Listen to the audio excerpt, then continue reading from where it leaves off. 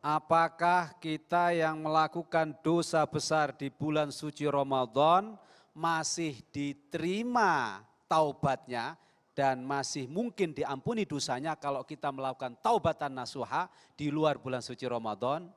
Jawabannya tegas. Dosa apapun yang dilakukan oleh seorang hamba selama tidak menyekutukan Allah pasti akan diterima. Itulah hebatnya kasih sayang Allah.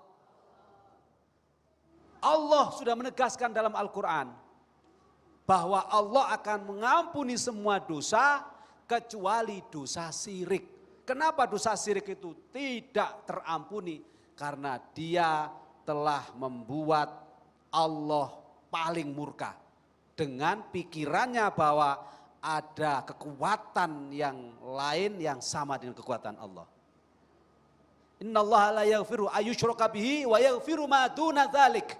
Itu ayat Qur'annya. Pokoknya dosa apapun walaupun itu dosa besar, kalau dalam hadis, dalam kitab-kitab yang disebut dosa besar itu mulai dari zina, membunuh, korupsi, riba, semua dosa besar masih tetap bisa diampuni selama kita melakukan taubatan nasuha. Tahu taubatan nasuha, Bu? Bukan ibu nasuha yang jualan tempe. Taubatan nasuha adalah upaya sungguh-sungguh kita untuk kembali kepada Allah dengan 3 ciri. Pertama, dia menyesali setiap kesalahan dan dosa yang sudah dikerjakan. Yang kedua, berjanji untuk tidak mengulanginya walaupun mati taruhannya.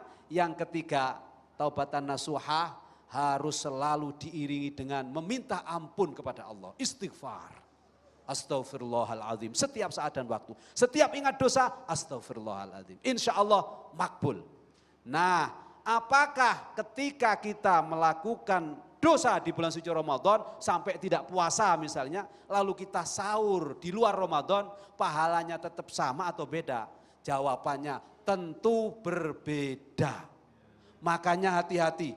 Selama kita tidak punya ilat, tidak punya alasan untuk tidak berpuasa di bulan suci Ramadan, jangan ditinggalkan ibadah puasa dan ibadah-ibadah lain di bulan suci Ramadan.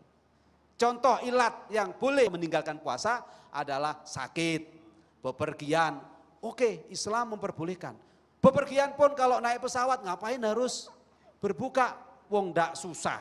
Dulu yang membuat orang itu boleh buka ketika bepergian karena naiknya unta di siang hari panas. Haus gak? Haus. Nah, karena sekarang cuma naik mobil, pakai AC, naik pesawat, adem, ngapain buka?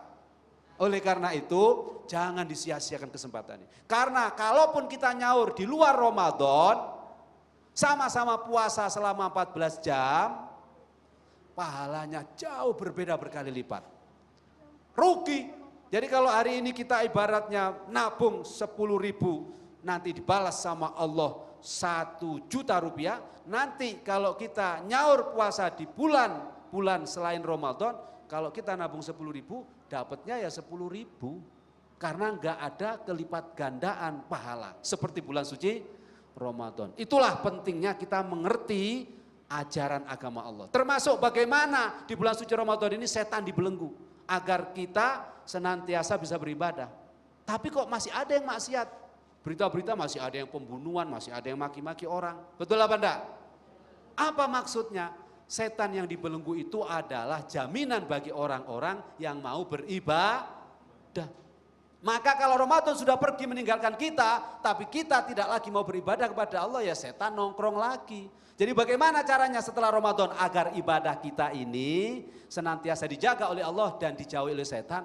Jaga amalan yang sudah kita lakukan di bulan suci Ramadan, terus kita lakukan setelah Ramadan pergi meninggalkan kita. Latihan puasanya, puasa Senin Kemis, puasa Syawal 6 hari, puasa Ayyamul Bid, puasa awal bulan, puasa akhir bulan, puasa saat Bapak lahir. Itu juga sunnah.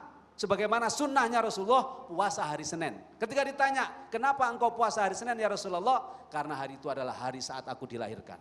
Ikut kita puasa Senin Kemis, karena sunnah Rasul. Tapi tambah puasa ketika Bapak lahir, insya Allah jos. Lahirnya anak kita puasai, tambah jos. Pasti anaknya insya Allah jadi anak yang soleh solehah. Demikian halnya sholat malam, qiyamul lail. Kita jaga, jangan hanya ketika Ramadan kita taraweh, setelah Ramadan kita tidur setelah Isya. Jaga tahajudnya, jaga sholat hajatnya, jaga sholat witirnya. Karena itulah yang dicontohkan Rasulullah. Insya Allah kalau itu yang bisa kita jaga, setan akan terus terbelenggu hingga ketemu Ramadan lagi, terbelenggu lagi. Setelah Ramadan kita jaga ini, terbelenggu lagi. Akhirnya kita bebas dari Karena apa? Pertolongan Allah melalui ibadah kita kepada Alhamdulillah.